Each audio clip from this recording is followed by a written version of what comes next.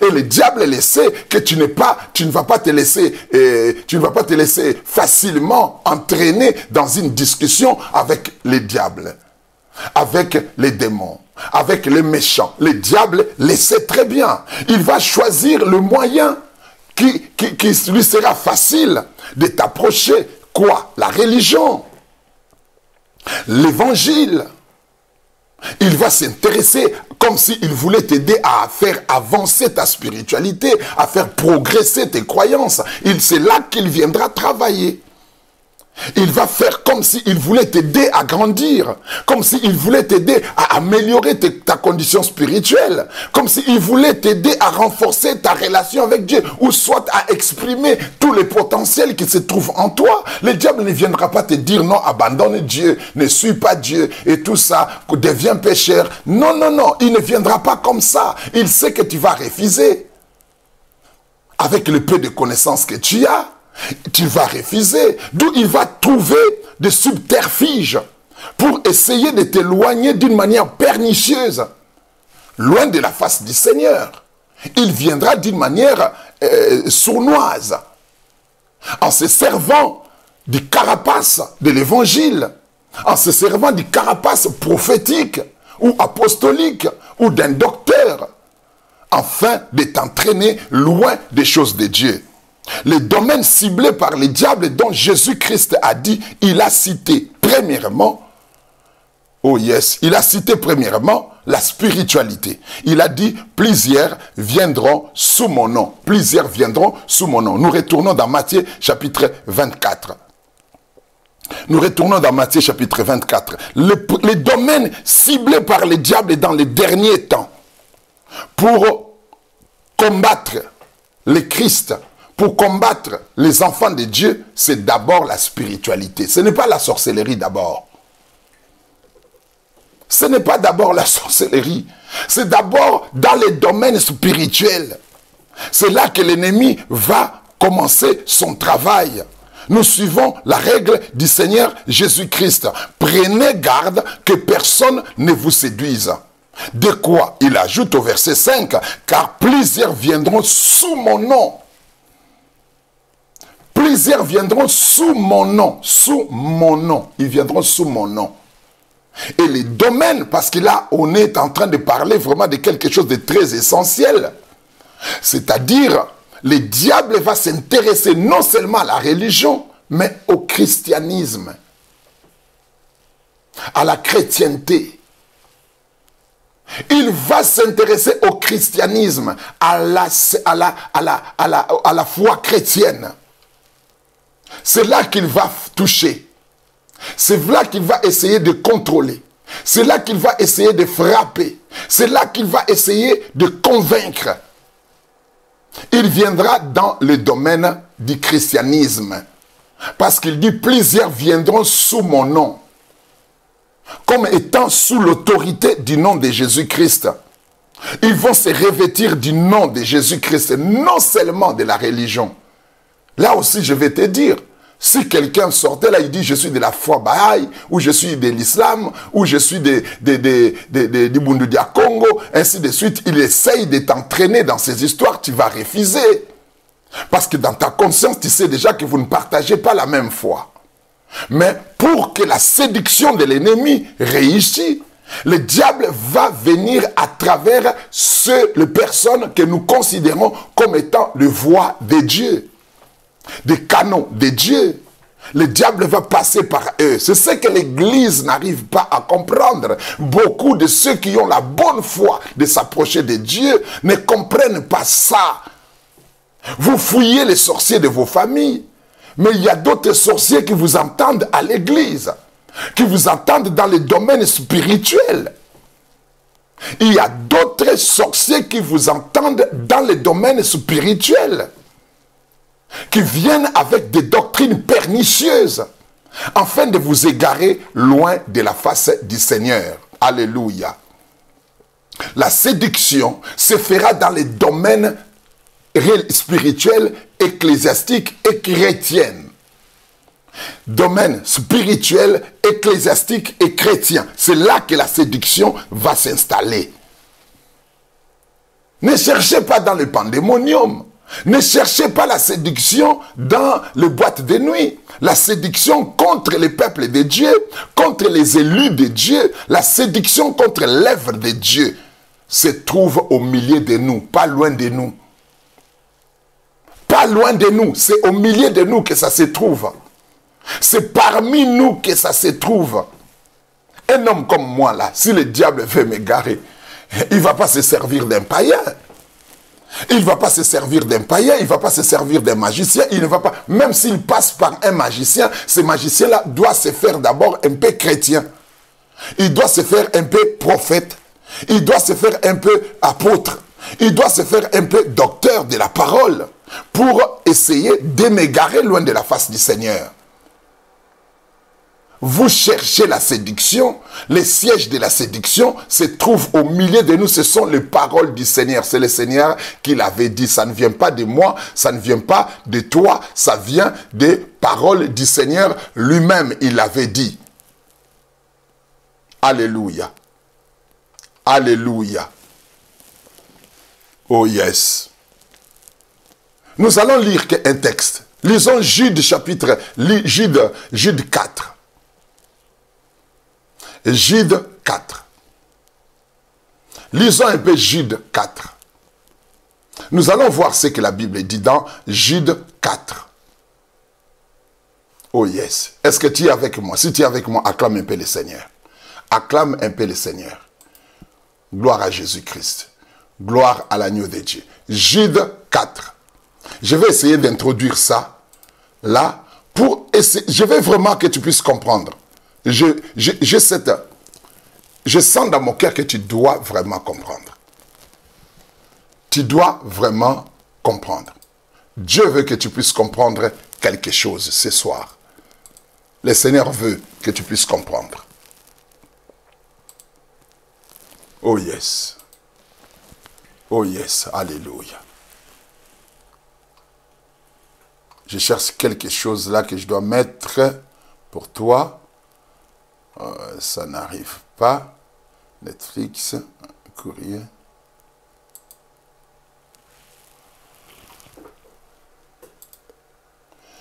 Ok.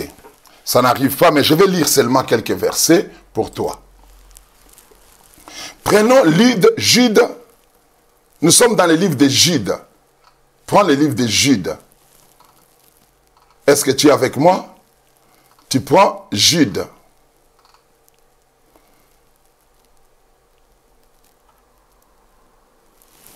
Jude 4.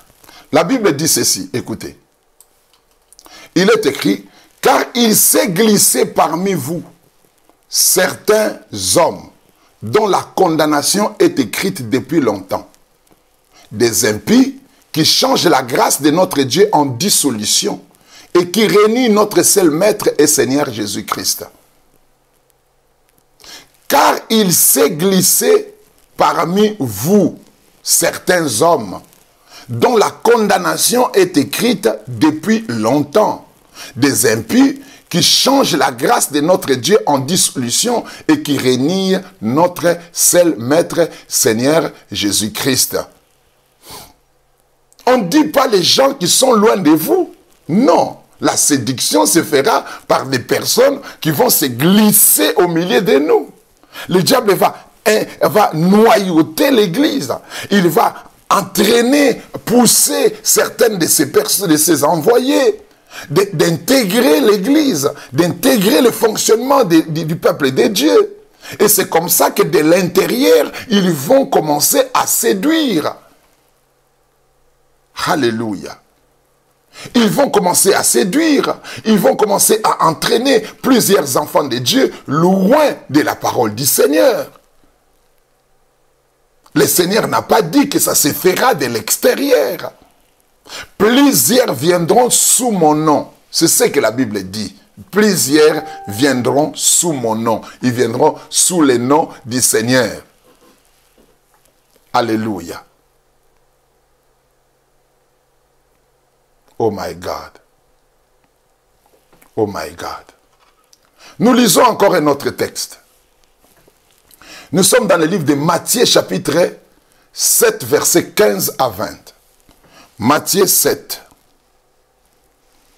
Matthieu 7, 15 à 20.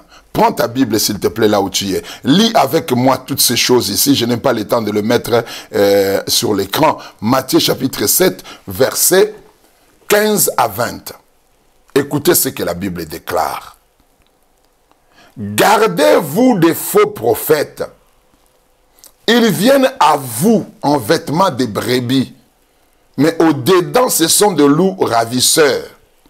Vous les reconnaîtrez à leurs fruits. Cueille-t-on des raisins sur des épines ou des figues sur des chardons?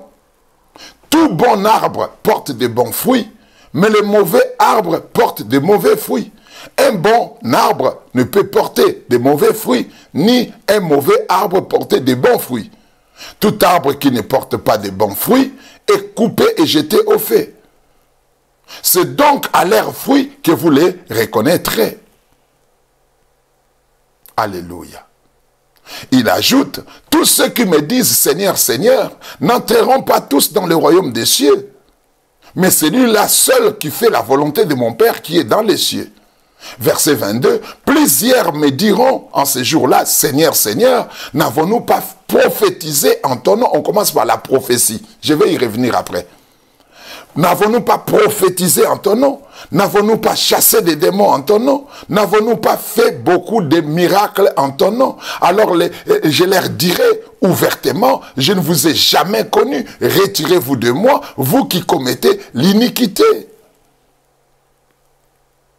Le Seigneur dit ici, dans ce texte que nous venons de lire, que la séduction viendra à travers des faux prophètes qui viendront vers nous en vêtements de brebis. C'est-à-dire, ils vont porter le nom des chrétiens. Les brebis, ce sont des chrétiens. On parle de brebis dans le monde spirituel. On parle des chrétiens. On parle des disciples du Christ. On parle des sauvés. On parle de ceux qui écoutent la parole de Dieu. La Bible dit, mes brebis entendent ma voix et me suivent. Et quand la Bible dit qu'ils viendront chez vous en vêtements de brebis, c'est-à-dire, vous verrez en eux comme s'ils sont disposés à entendre la voix de Dieu et de le suivre. Ils vont prendre l'apparence des personnes qui écoutent Dieu, l'apparence de ceux qui s'intéressent à Jésus-Christ, qui s'intéressent à la parole du Christ aussi. La séduction sera spirituelle et après c'est religieux et après c'est chrétien. C'est religieuse et après c'est chrétienne plutôt. La séduction va fonctionner comme ça. Je vous montre seulement ce que le Christ lui-même, notre maître, nous a montré. Les chrétiens ne seront pas séduits par les païens. Ils seront séduits par ceux qui s'appellent leurs frères. Ceux qui s'appellent leurs pasteurs. Ceux qui s'appellent leurs prophètes. Ceux qui s'appellent leurs sœurs dans les seigneurs. Alléluia.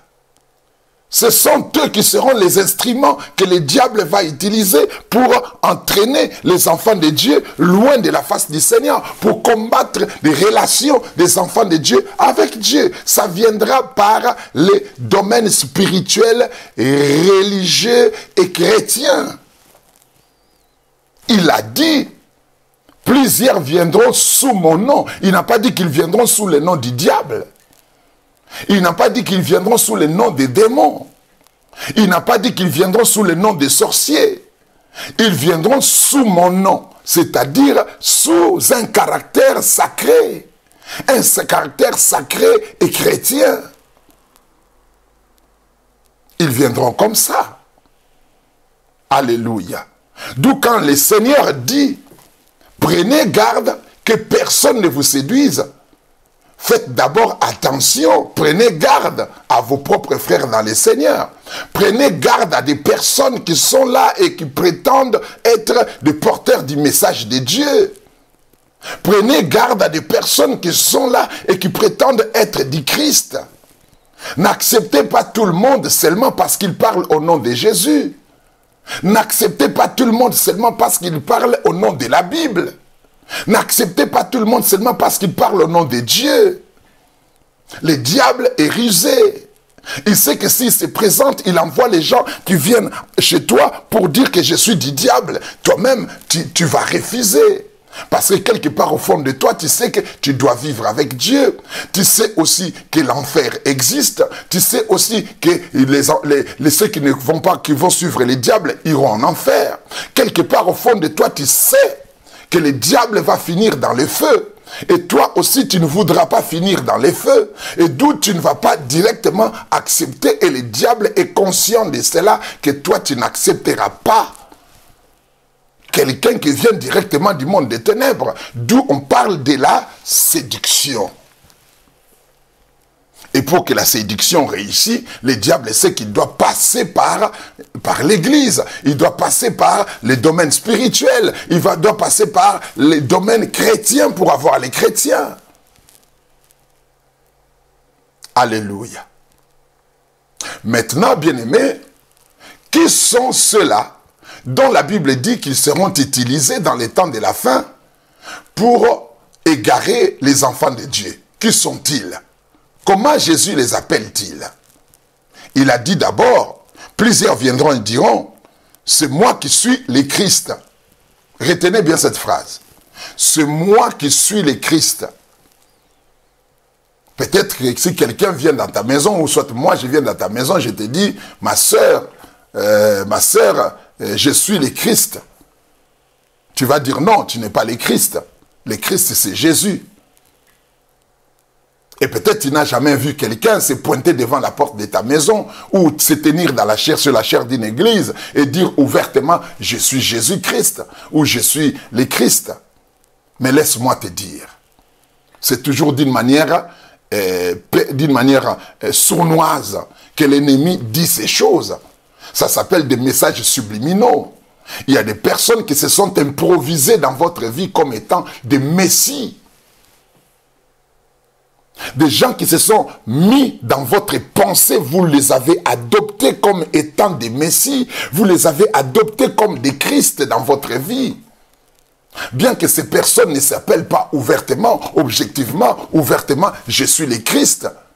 Mais vous les avez acceptés comme ça dans vos cœurs, dans vos situations, dans vos vies. Vous les avez placés en position de Christ. Qui est le Christ? Le Christ, c'est le sauveur. N'est-ce pas qu'il y a dans vos vies certaines personnes dont vous considérez comme des sauveurs dans un cadre spirituel, qu'ils sont pour vous des sauveurs? C'est comme s'ils étaient morts. Ce sont eux qui sont morts pour vous à la croix. C'est comme si ce sont eux qui sont les détenteurs de votre délivrance, les détenteurs de votre bénédiction, et que si vous ne passez pas par eux, il n'y aura pas de bénédiction dans vos vies. N'est-ce pas qu'il y a des enseignements comme ça qui se prêchent dans l'église, qui placent le pasteur que nous sommes en position de Dieu, qui placent les hommes que Dieu utilise en position de Dieu à la place de Dieu? N'est-ce pas qu'il y a des enseignements comme ça? N'est-ce pas qu'il y a des personnes dont vous pensez que sans eux, vous n'êtes rien? Alors que Jésus a dit, sans moi, vous ne pouvez rien. Mais il y a certaines personnes qui pensent que sans certaines personnes, eux, ils ne peuvent rien.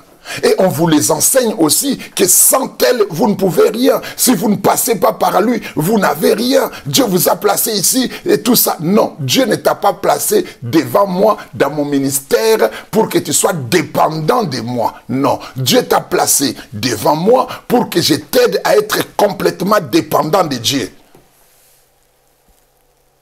Dieu t'a connecté à moi pour que je t'aide à être dépendant de Dieu.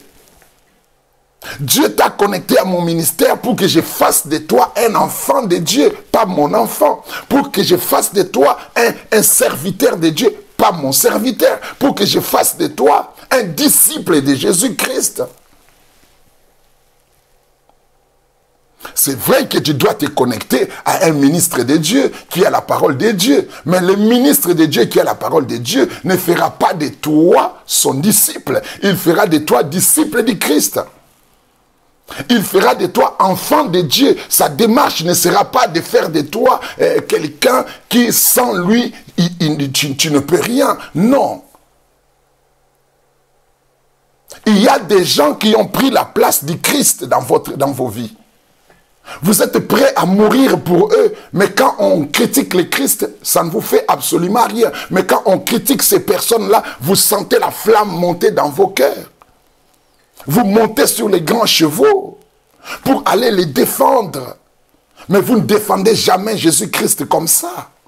Vous ne défendez jamais Jésus-Christ quand vous défendez certaines personnes. Je sais que ces personnes sont importantes dans vos vies.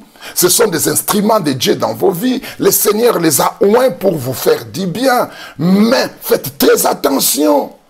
La ligne de démarcation entre la déification d'un homme de Dieu et son appartenance à Dieu est trop limitée.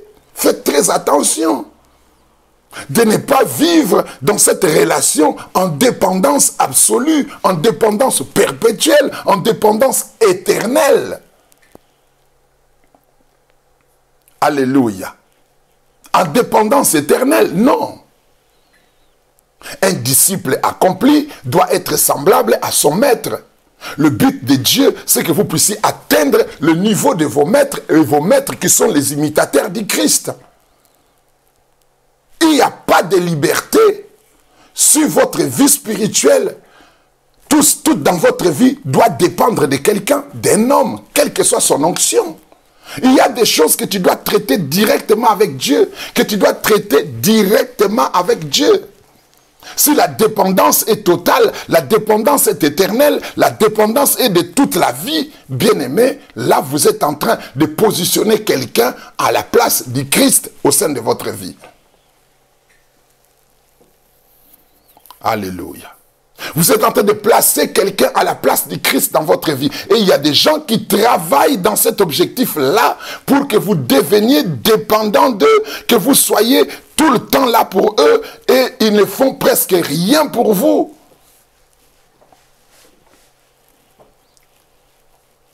Je sais que ça ne plaît pas à certaines personnes, surtout des personnes qui n'aiment pas grandir, des personnes qui n'aiment pas évoluer dans la foi, des personnes qui pensent qu'ils auront toujours besoin de quelqu'un pour les aider. Non, moi je ne prêche pas cet évangile-là. Mon évangile à moi, c'est que Dieu te connecte à moi pour que je fasse de toi son disciple, pour qu'un jour tu découvres ton indépendance de moi et ta dépendance à Christ, et qu'un jour que tu sois complètement dépendant de Jésus-Christ. Que tu sois dépendant du Christ. Et d'ailleurs, ça ne m'inquiète pas que tu arrives à ce niveau. Ça ne me dérange pas. Pourquoi? Parce que je sais que si tu atteins la maturité spirituelle, tu me seras toujours reconnaissant. Tu vas toujours me reconnaître comme étant un père spirituel. Parce que tu es mature, parce que tu es spirituel. La reconnaissance ne va pas quitter ton cœur. Non, ça ne me dérange pas. Et ça ne me dérangerait jamais que tu puisses connaître Dieu d'une manière personnelle et d'avoir une relation vraiment personnelle avec Dieu. Alléluia. Moi, je sais que nous sommes là, on est dans la complémentarité, quelle que soit la maturité spirituelle que je peux avoir. Des fois, j'ai des amis que j'appelle pour leur dire, est-ce qu'on peut prier et tout ça. Ça existera toujours, parce que même l'apôtre Paul avait demandé à certains chrétiens de prier pour lui. Mais ne positionnez jamais quelqu'un dans votre vie à la place du Christ. Et toute personne qui s'approche de votre vie, de votre ministère, de votre spiritualité, et qui commence à se positionner comme si sans lui tu ne peux rien, il est un danger pour ta foi. Un danger pour ta relation avec Dieu. Parce que tu ne dors pas avec lui sur le même lit. Hein. Vous ne marchez pas avec lui ensemble partout. Hein. Que personne ne remplace ni Jésus ni le Saint-Esprit dans ta vie. Il y a des choses que tu dois régler seul avec Dieu. Que tu dois régler vraiment seul avec Dieu, avec le Seigneur. Il y a des choses qui ne concernent que toi avec Dieu. Nous serons là pour t'encadrer. Pour que ta relation avec le Seigneur soit forte. Que tu sois dans une réelle relation avec Jésus. Que tu sois dans une bonne relation avec lui. On va t'aider, on va t'accompagner, on va te soutenir. Par la parole, par les exhortations, par la prédication, on va t'aider à aller plus loin avec le Seigneur. Nous serons toujours là pour faire ce travail, parce que c'est notre mission de le faire. La Bible dit, plusieurs viendront et diront, c'est moi qui suis le Christ. C'est moi qui suis le Christ. Alléluia. Il n'y a qu'un seul Seigneur, un seul Dieu. C'est Jésus-Christ. À lui seul soit la gloire. À lui seul soit la gloire. À lui seul soit la gloire. Alléluia. Nous continuons notre lecture. Il parle de qui encore Jésus? Qui sont de ceux-là que le diable va utiliser pour sa séduction et qu'il est déjà en train d'utiliser dans ces temps pour séduire les enfants de Dieu. Jésus a commencé d'abord par parler de faux Christ. Plusieurs viendront sous mon nom et diront, c'est moi qui suis le Christ. Et après, Jésus a indexé le faux prophète. Il a indexé le faux prophète. Dans Matthieu chapitre 7, verset 15, il a dit, gardez-vous de faux prophètes. Il ne parle pas de faux voyants. Il ne parle pas de faux voyants. Non, il parle de faux prophètes. Il parle de faux prophètes. Gardez-vous des faux prophètes. Et un faux prophète ne se présentera pas devant toi en disant, je suis un faux prophète. Un faux prophète se fera passer pour un vrai prophète. Des faux prophètes, il le dit encore, il répète les faux prophètes dans Matthieu 24, verset 11. Il dit encore, plusieurs faux prophètes s'élèveront et séduiront beaucoup de gens. Plusieurs faux prophètes s'élèveront et séduiront beaucoup de gens. Alléluia. Dans Matthieu chapitre 24, verset 24, il dit encore, car il s'élèvera des faux Christ et des faux prophètes. C'est-à-dire des faux oints. Le mot Christ veut dire tout simplement oint. De faux oints et de faux prophètes qui feront des prodiges et des miracles pour séduire les élus s'il était possible. Ils vont faire des prodiges et des miracles. Mais l'apôtre Paul nous dit que ce sont des prodiges mensongers qu'ils vont faire. Dans le livre des 1 Thessaloniciens, chapitre 2, il dit qu'ils feront des prodiges mensongers.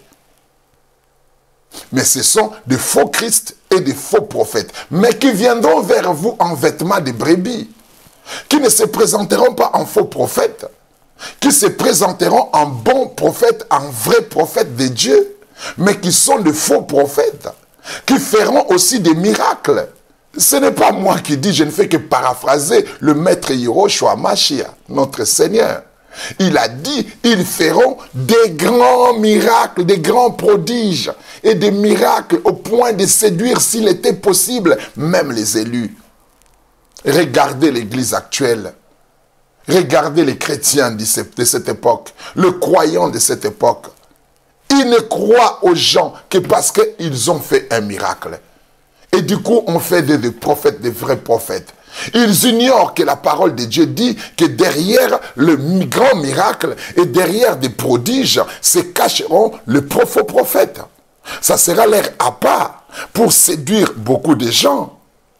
Parce qu'ils ne pourront pas être fidèles dans la parole de Dieu.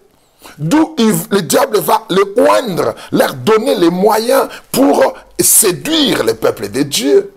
Et la séduction se passera par des grands prodiges et des miracles au point de séduire. Au point de séduire, s'il était possible, même les élus. Même les élus. Alléluia. Marc, de son côté, dans Marc chapitre 13, verset 22, il est écrit, car il se lèvera des faux Christ et des faux prophètes. Ils feront des prodiges et des miracles pour séduire les élus, s'il était possible. Jean-Marc Matthieu dit au point de séduire, au point, c'est-à-dire jusqu'au niveau de séduire même les élus, s'il était possible. Mais Marc, de son côté, dit pour séduire les élus, c'est-à-dire le miracle des ténèbres se feront pour, c'est-à-dire avec l'objectif. Quand il dit pour séduire les élus, c'est-à-dire avec l'objectif d'atteindre les élus.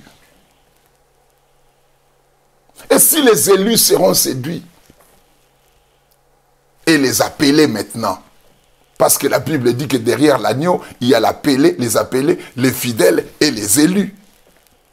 Si les élus peuvent être séduits, et si cela était possible, les élus pouvaient être séduits.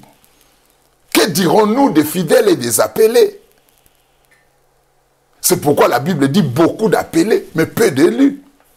Parce que plusieurs appelés seulement qui n'ont pas atteint la dimension de l'élection vont s'égarer. Ils seront emportés par cette vague de la séduction menée sur la terre par des faux prophètes.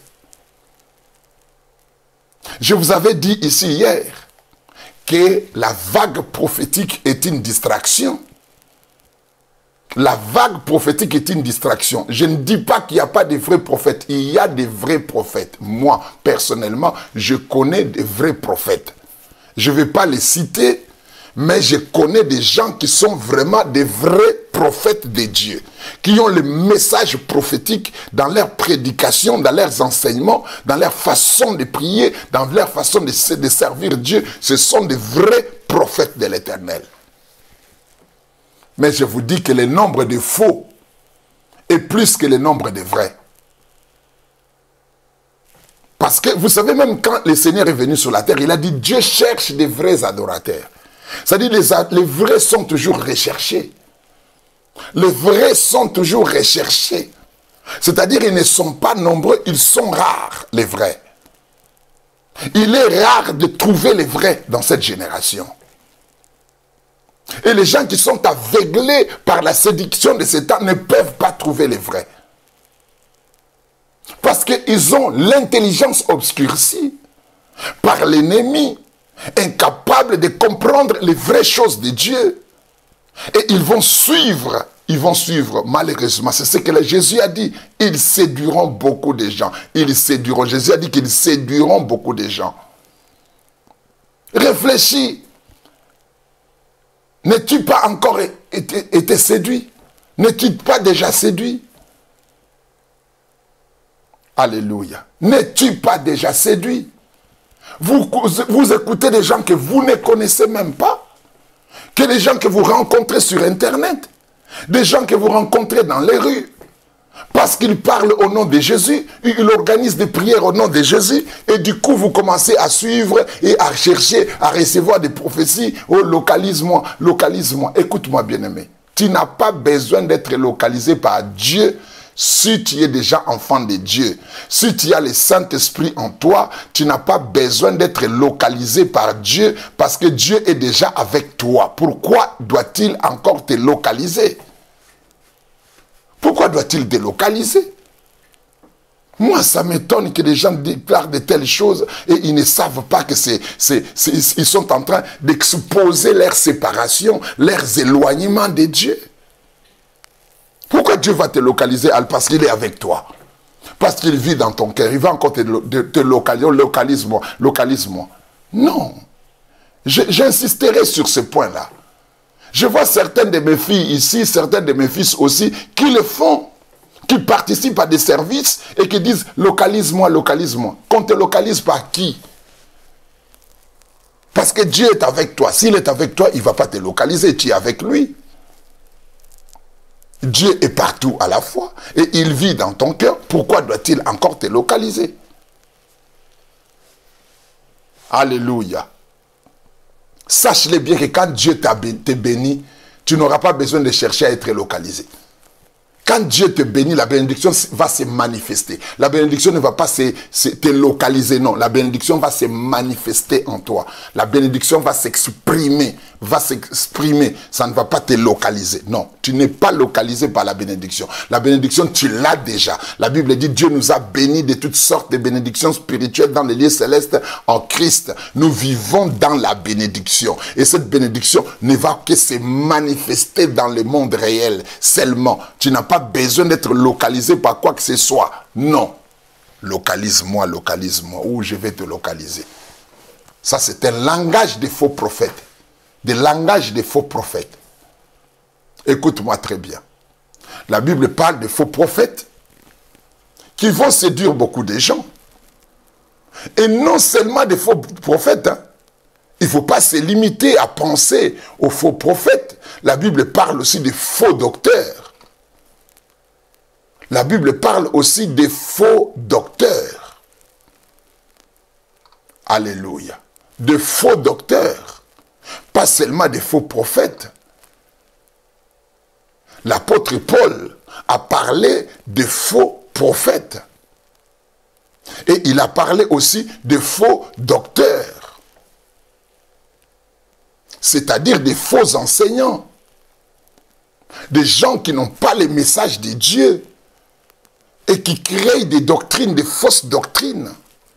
Pour entraîner beaucoup de gens en enfer.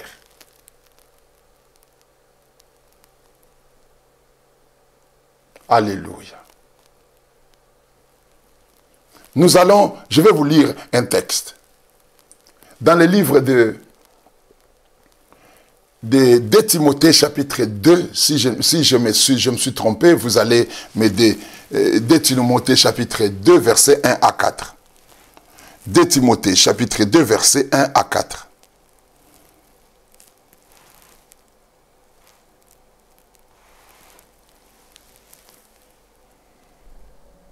Non, ça doit être 2 Timothée, chapitre 4, je pense. 2 Timothée, chapitre 4, excusez-moi, chapitre 4. 2 Timothée, chapitre 4, versets 1 à 4. Oui, 2 Timothée, chapitre 4, versets 1 à 4. La Bible dit ceci. « Je t'en conjure devant Dieu et devant Jésus-Christ, qui doit juger les vivants et des morts, au nom de son apparition et de son royaume. Prêche la parole, insiste en toute occasion favorable ou non, reprend, censure, comme nous sommes en train de faire là, exhorte avec toute douceur et en instruisant. Car il viendra un temps où les hommes ne supporteront pas la saine doctrine, mais ayant la démangeaison d'entendre des choses agréables, ils se donneront une foule de docteurs selon leurs propres désirs.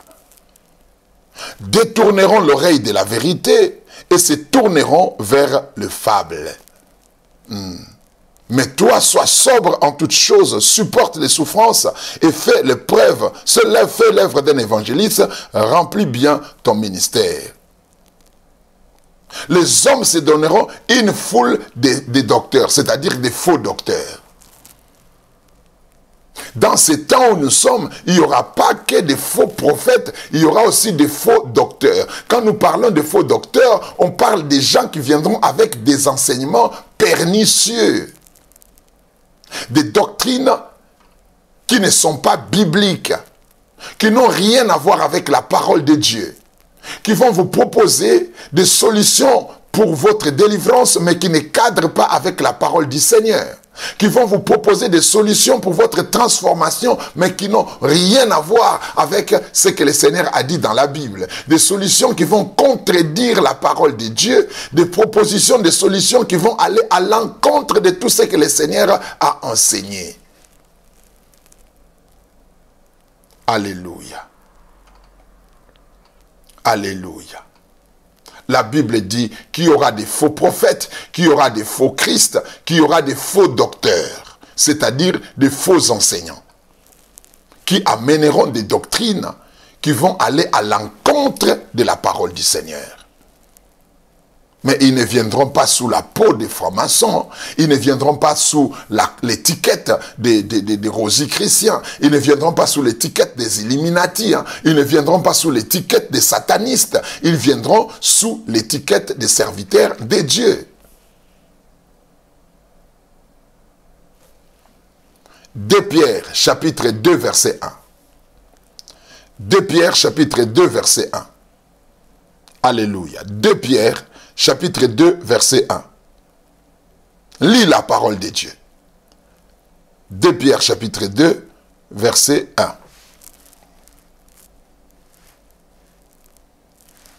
La Bible dit ceci.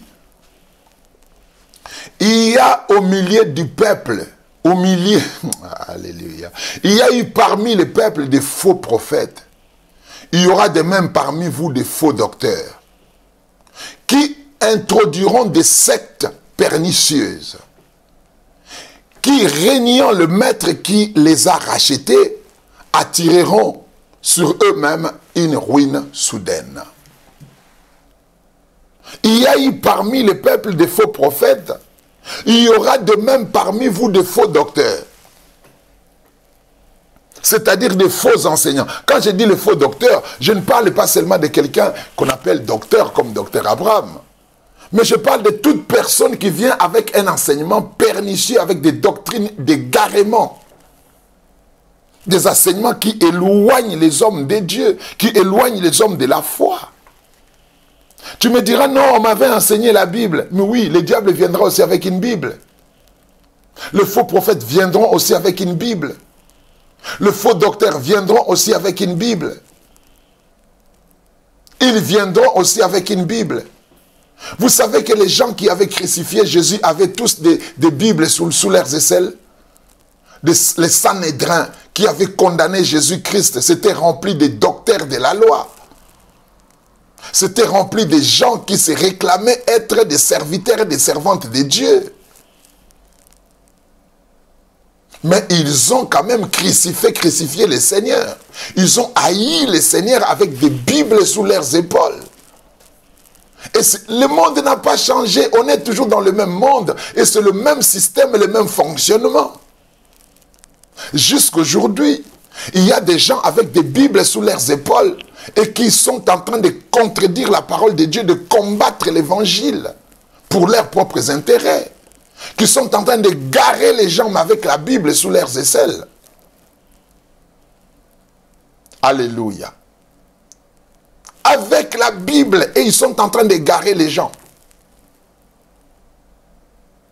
Quand la Bible parle de la séduction dans les temps de la fin, ne pensez pas que cette séduction contre vous, les enfants de Dieu, viendra du monde. Ça viendra et vous allez voir les gens du monde. Non, c'est d'abord au milieu de nous. C'est ce que le Seigneur avait dit. Nous restons sur les paroles du Seigneur. Alléluia. Nous restons sur les paroles du Seigneur. La séduction est le premier signe du temps de la fin. Et d'ailleurs, vous êtes en train de le vivre. Ces signes, vous êtes en train de le vivre. Déjà, vous constatez ce qui se passe. Il n'y a aucune génération dans le monde où il y avait autant de prophètes. Surtout les prophètes.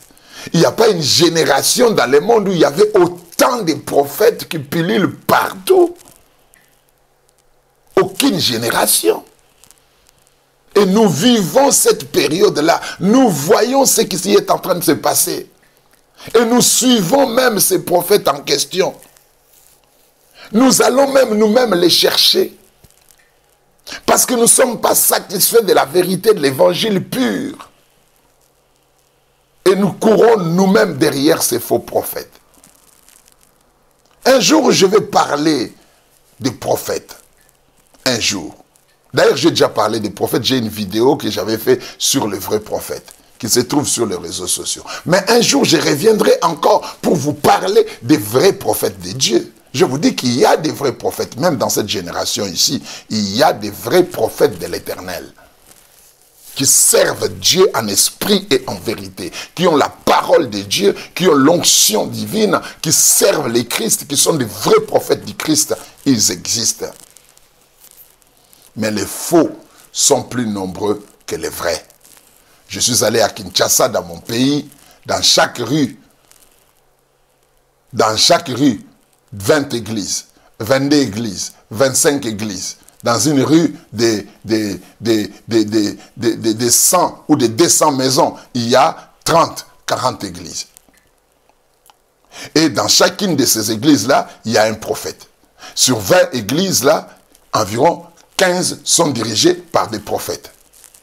Et je me demande, pour une rue seulement, Dieu va établir 20 prophètes, 15 prophètes dans une rue. Et tous ces prophètes-là, ils ne prophétisent que sur, dans ta famille, il y a ceci.